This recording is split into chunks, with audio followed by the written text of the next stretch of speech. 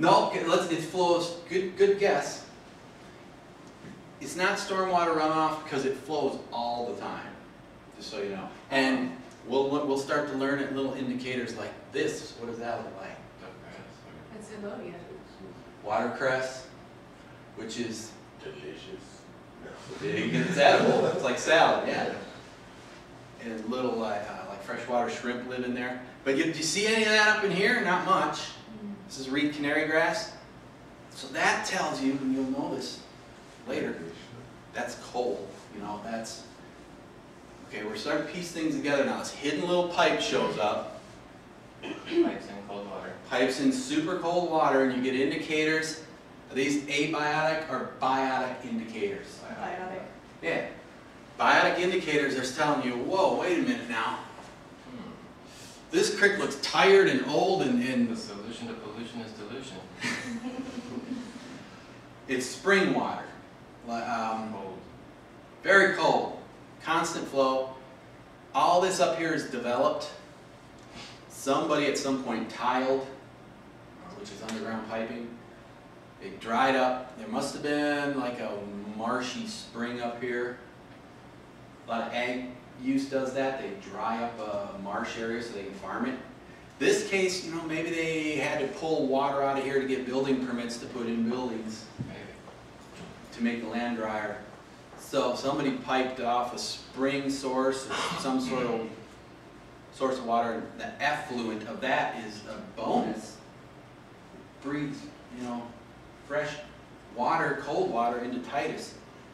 And I think this might be a solution for the future on some of the, you know, global warming and some of these creeks being marginal for trout. I think they should explore, you know, if you have a groundwater permit for fisheries or something, it'd be great. You could pipe in water to the Umatilla. That's warm, right, Billy? You can swim in there. It's warm.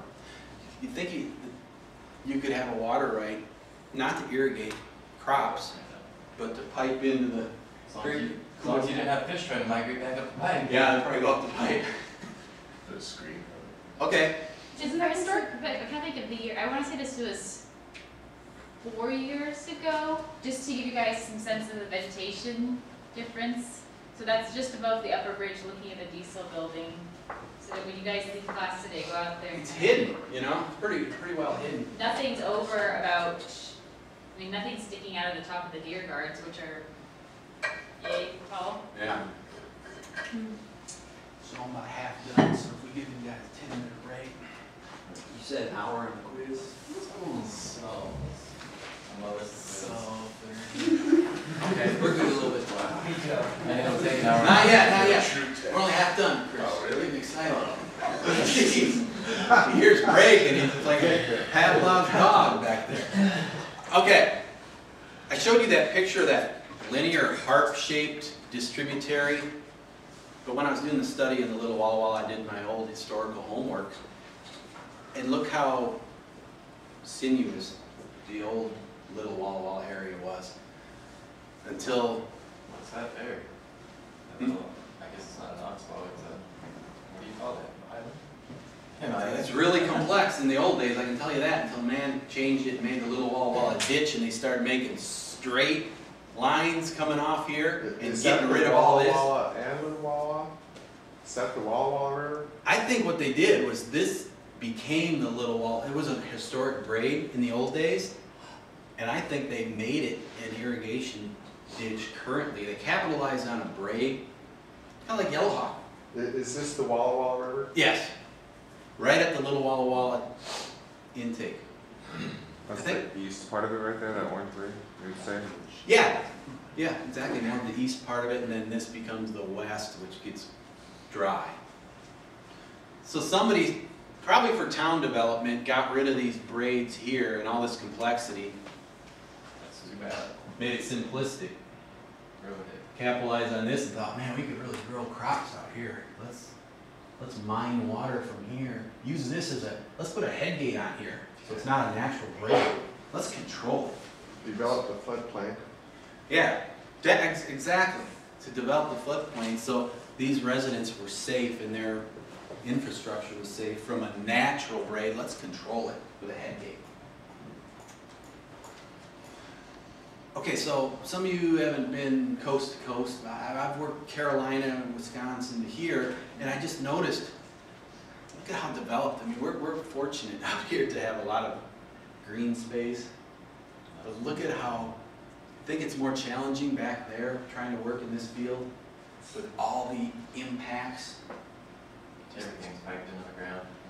Big time piped underground. I mean, you see a lot of just man's activities. It makes it real challenging back there. This is just nice open space out here. So the West is fortunate to be out here, less man-made impacts. More water though. More water back there, absolutely. Without a doubt, more people, more water, more people. So looking at Louisiana versus Oregon, just look at the concentration of people. So I just want to show you it's different. Some people get jobs elsewhere. It is a whole different world. You know, ocean, Gulf versus the Pacific. It's just completely different. Don't just think everything's the same here. That's why I'm trying to show you guys some Mississippi River stuff and expand our horizons a little bit.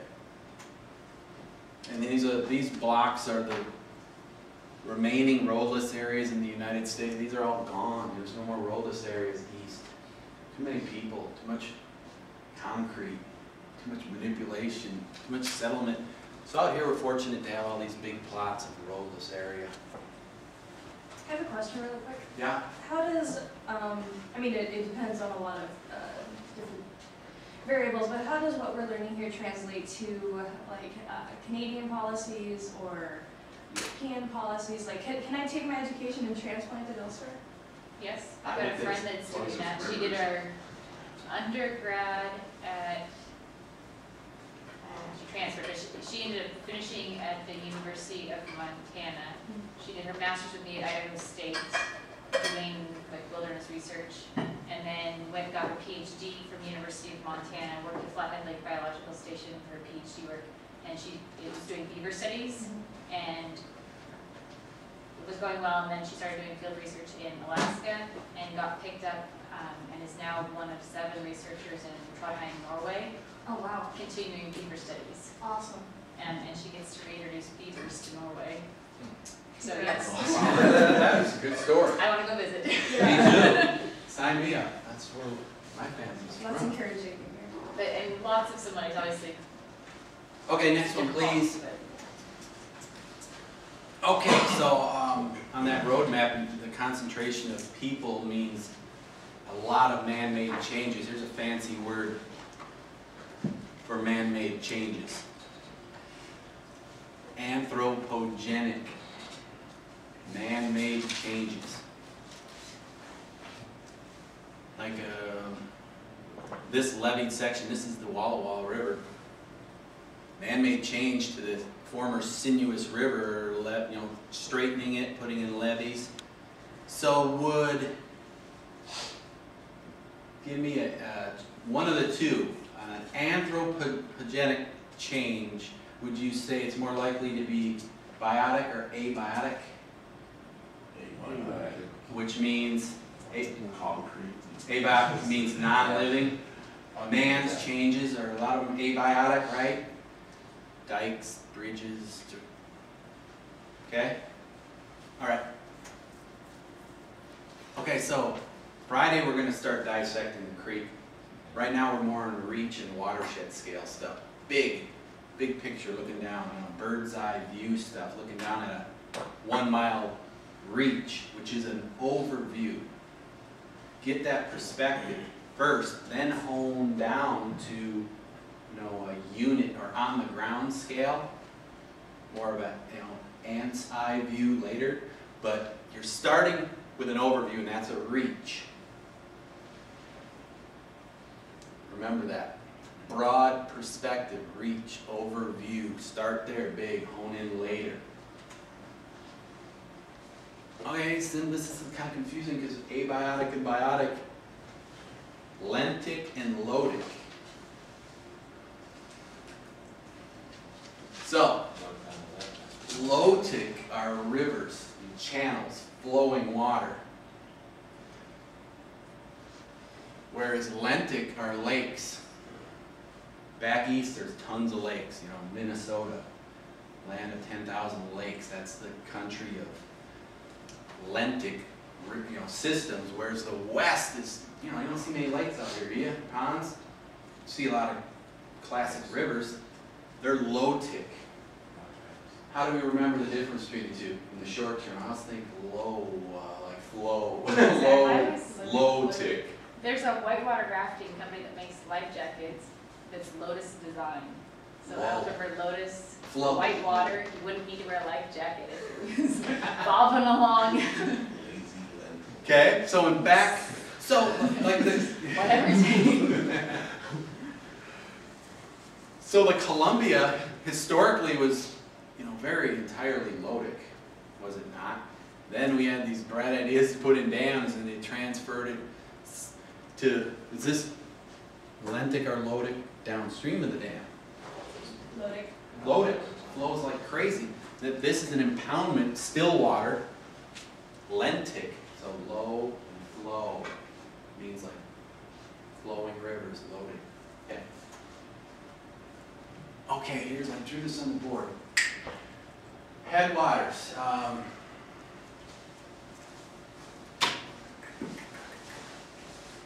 Randy was the one asking about all this. Where's he at? The dentist. Okay. He would rather be here. Yeah.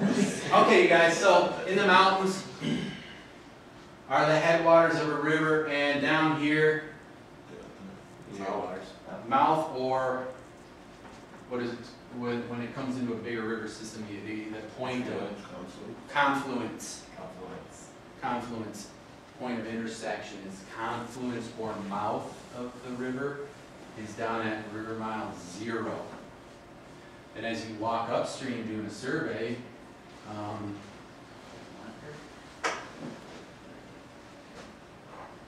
so doing a survey, there's like river mile 1. It's almost like seeing those white, milepost markers on the road. River mile 2, 3, 4, 5, 6, 7. As you progress upstream, eventually the headwaters are river mile 14, so that tributary is 14 miles long. I think that's pretty clear. If a river forks, do you stay left or right, or does it matter? Say that again? If a river forks, you start as a new river. Well, it depends what they've named it in the past. There's some rivers. This little deeper point you're bringing up, but if you've got, there's a few examples. Let's say you have a major fork here. So, I'm trying to think of the specific examples. Yeah, so typically the main river mile fork you're sticking to has got the most flow in it. So this is what point is that now? When that trib comes in, it's a fork, but it's a trib. It's another mile of confluence. So what river mile would this be? 0. 0. Let's say this has got 40% of the entire flow, and this is 60. So this is the main system. You keep the river miles rolling here. There's a few systems out here, though, they named wrong in the past, because they didn't have, like, aerial flights, and they're on the ground. They said, well, this, we're going to name this the North Fork Umatilla, or Meacham. Meacham's a perfect example, Meacham Creek. They named, like, this fork as the main stem still, and it's got, like, 28% of the flow in it. Somebody named it, like, wrong in the past, and there's one in the Walla Walla as well. So you just keep progressing here, river mile 0, 1, 2, 3.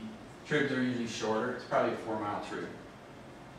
Typically the one with the most water, but there's a few mistakes out there where I think they should rename the creek, 100 years later, because we know now, because it's kind of confusing. But that's the mouth of the Toucan confluence with, I think that's Snake.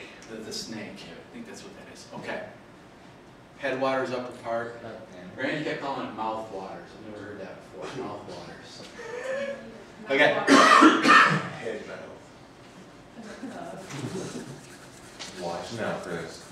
Okay, slope. As you go into the mountain, slope, does it increase or decrease? Increase. Yeah, it's like a teeter-totter, right? You go up in the mountains, see how straight this is? Because it's a torrent, you know, it's a rapid flow. It's straight shot confined between mountains, so your slope's like this.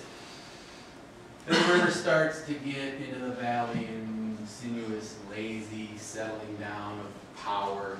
Slope isn't like this anymore, it's like this, right? So as you progress upstream with river miles, what does your slope do? What relationship is it? You're going upstream, slope, higher grade. You're walking like on a treadmill, like, geez, I'm gassing. Only do 2 miles, what's going on? Because you're steep and you don't even notice. You know, your legs notice. Okay, slope. Yeah, we've covered all that. All right, so this is the Umatilla in 1965. Thorn Hollow area, like middle Umatilla, right in the heart of the reservation. How does a river go from this to this? Yeah, what kind of change do we call that? Anthropogenic damage. Well, they did this. Okay, so sinuosity here is high, right? Because all the wiggle. Then they got rid of a lot of this wiggle and these braids and made it like a. Why do they think they did that? Because you have land that's cut up into squares, and it just, for a lot of it, makes it easier for them to. Mostly for that. That's Mill Creek, you know, flooded in the what, 30s, 20s, Walla Walla. But this is the Umatilla right below Mission Bridge. They used to do this in the 60s, historically.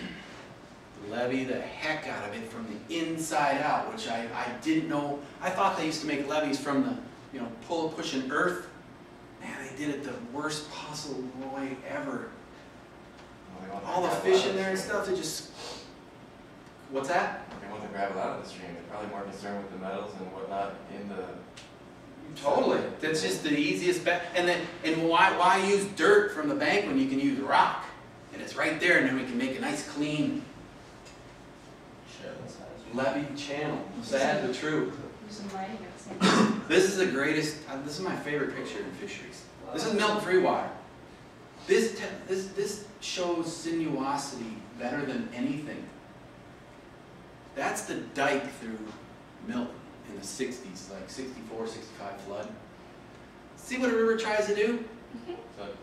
Harmonious, sinuous, meandering channel. It's seeking to strive for energy balance constantly. So it punched through these levees in Milton. So what's the solution? Build bigger levees, right? That's what they did. Take the levees out. But see how the river did that? That is the greatest. That's awesome. So sinuosity, I know a couple people weren't here. Sorry, we got to do this quick again. I need the black markers, so nothing shows up. Okay, sinuosity. So, let me get rid of this.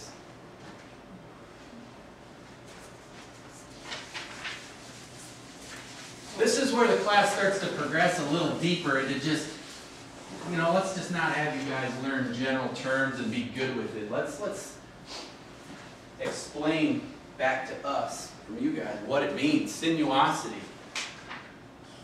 This is the best way to remember it. Sinuosity. Okay. Sinuosity, just a fancy word for meandering. This is meandering, right? It looks like a river, doesn't it? S in sinuosity. It's like a dollar sign. Without the phrase, or the section. So how do you calculate sinuosity? Instead of just saying, yeah, that river is really sinuous. It's got a lot of meander. Oh, is it the, Deviation things that are yeah, you take the bank length? Okay, so length is, Yeah. it's a simple equation, but there's a length commonality above and below. So what's river length? Stream length. right? Stream length. Valley length. Nice, Richard. Valley length. Stream length over valley length. What does that mean? Well, here's two scenarios.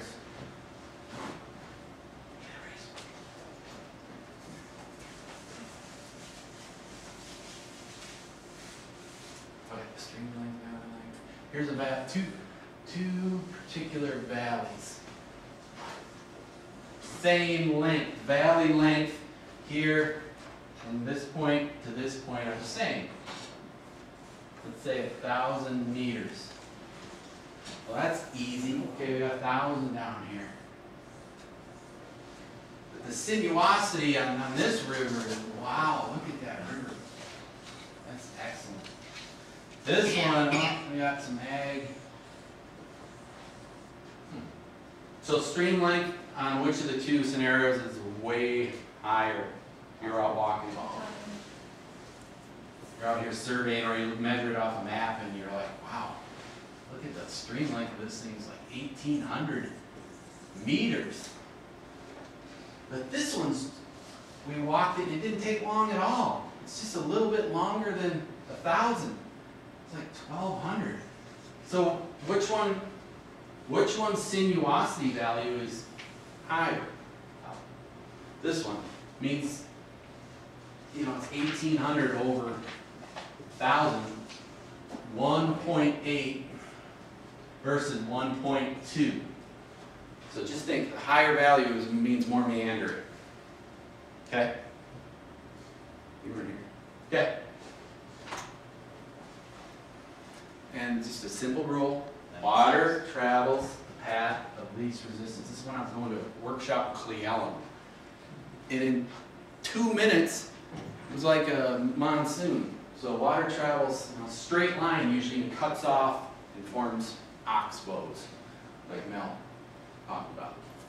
Water travels the path of least resistance. Okay, thalweg is what? On the bottom right. Say it again? On the bottom right. Yeah, this is the thalweg. What does it mean? So the fastest flow. The area of fastest water. Exactly. Thanks, And it goes on this flow comes this way, so it goes on the inside or outside of meander banks. Outside, and it tries to erode the bank, so somebody puts in big boulders. That's the general rule. Thalweg, area of biggest flow. What would be the sinuosity of that creek? Can't be negative, right? Can never be negative, right? Can never be, stream can never be shorter than the valley length. It's always got to be 1 or higher. So is that 4.6 or 1.1? Well, I don't know. It does have some elevation change. Does that count as sinuosity? No. Has to go left or right? It's the way it snakes this way. What did, Sean? 1.1. 1.1. That's as straight as you can get. So that's the thing to remember. What is a straight creek looks like the number 1. A sinuous creek looks like the number 5. So sinuosity of a straight ditch is closer to 1. A sinuous snaking classic river is closer to 5. Okay? Okay. We're almost done. Habitat complexity is where you have this is what we strive for in our work, is to create microhabitats of fast water, here's the thalweg, but then protected diversity is what it is. Complexity is diversity. And when in aquatic habitat restoration, we're trying to create as much edge effect or diversity as we can to make things really complex, not simple. That is simple. That dynamited straightened section was simple. We solved that with our remedy is make it complex. That's what complexity is. A complex person or mind versus a simpleton. Think of it that way. Riparian area is this green strip along a creek. Vegetative growth adjacent to the rivers. Think of it as that green strip. It's a buffer of vegetation like along a river if it hasn't been cut. So riparian still includes, if they farm, if all these trees were cut, that's still the riparian, but it just doesn't have a riparian buffer. And then this is the floodplain. It's bigger, wider, right? Wider than the riparian. Okay. Okay, alluvial fan is, it's at the confluence of two streams, or at the mouth. You get all the fine sediments from the mountains that come down, fan out into a delta. Okay, I've already explained floodplain. That's out to here. Floodplain is wider or narrower than the riparian. Okay. This is an old look at a floodplain. Now, the lower Columbia's floodplain, is it larger than historically or more confined? What kind of a change is that? Anthropogenic. Is that river lentic or lodic?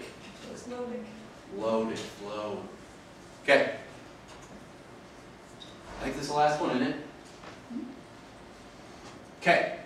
An incised stream is something that's down cutting and eroding, and your buddy's standing up here and looking down at you down there 18 feet. That's incision caused by, like a gully caused by erosion that goes downward. It won't allow the creek to be sinuous this way. So it's a transport reach. It erodes and flushes everything out of here. So is that aggradation or degradation? It looks, yeah, degrading. It looks degrading, fits the definition of the term. A lot of these creeks out here that are incised are degrading. They're transport reaches. They're moving sediment from the banks downriver to an alluvial fan or a, at the mouth of like a yeah, at the Walla Walla in Columbia. That's a delta, exactly. Okay, you guys got it. I don't want to cost you any points. I just gave you some points right there in the test. So any questions, you guys can take a little break if you want. But you got 50 minutes? Blow through this thing. And I want you to ask questions. I will hand it, I would say, in 5 minutes if you need. Yes, take your break now. The policy is you can't go in the bathroom, during the test. Hide notes and then paper towels dispensed. No, this one guy used to do it every time, like 3 years ago. Go in the bathroom. And then a picture of like outside with his hand and it's like, Wow. You gotta give him credit. How much effort takes. You do it every time, twice. Yeah. Think about Wait, it. look, I didn't. So I went in there and I was looking at him, he was like, what are you doing? Phone. 69, probably made it in. Looking at notes. People started to like, Yeah, you can remember. I didn't want to rush that, but so it's like give to. people like 10 extra points. I want to watch a movie, but one last thing. See, I'm gonna go here. As long as we got 7 here, this is something the movie blew through. I'll give the other people this as well. Just real quick on the Missoula floods. What river did that dam up? River? Clark Fork River. It is the ice dam. So when water gets to 32 degrees, it usually freezes, right? And in the ice dam case, it didn't. Why is that? So here's a picture of a hillside Huh? that's been really fine. Super cool water means it's Spraying water at like it, 31 and then degrees. boxes.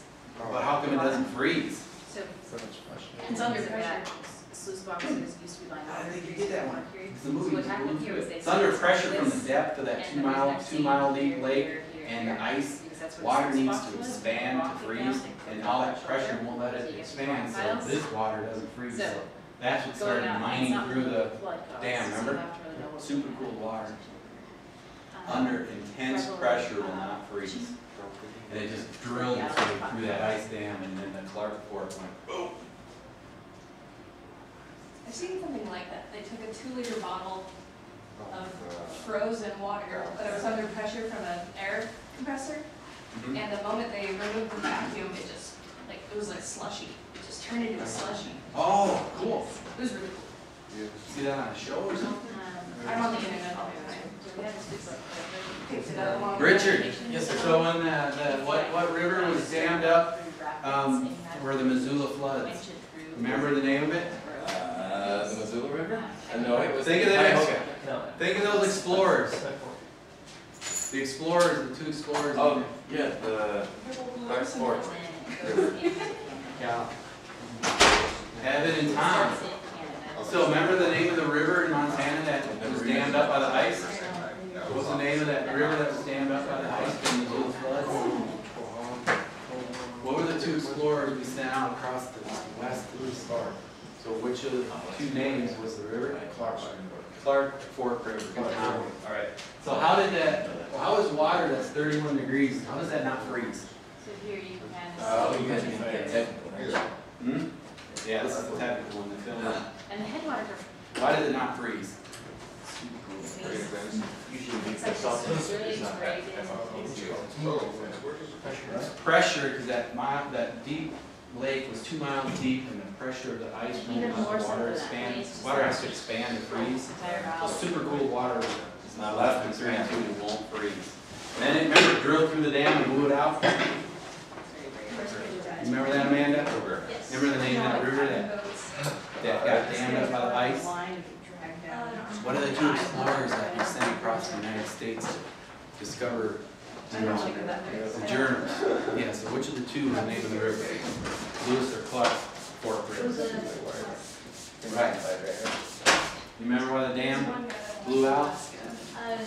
Super cold water, wasn't freezing, was, Dude, you better come to teach. I think you got it. yeah, I think Because it's underwater, like intense. it's Wow. You know, man, is. So it was still flowing, which created friction, which then melted the ice and made bigger spaces, right? And I hope you're not Don't downstream. space out now. See, that's because you had no pressure on you. Now don't space out on the test and write something easy, because that was out of answer. Perfect. And I, Okay, you better erase that.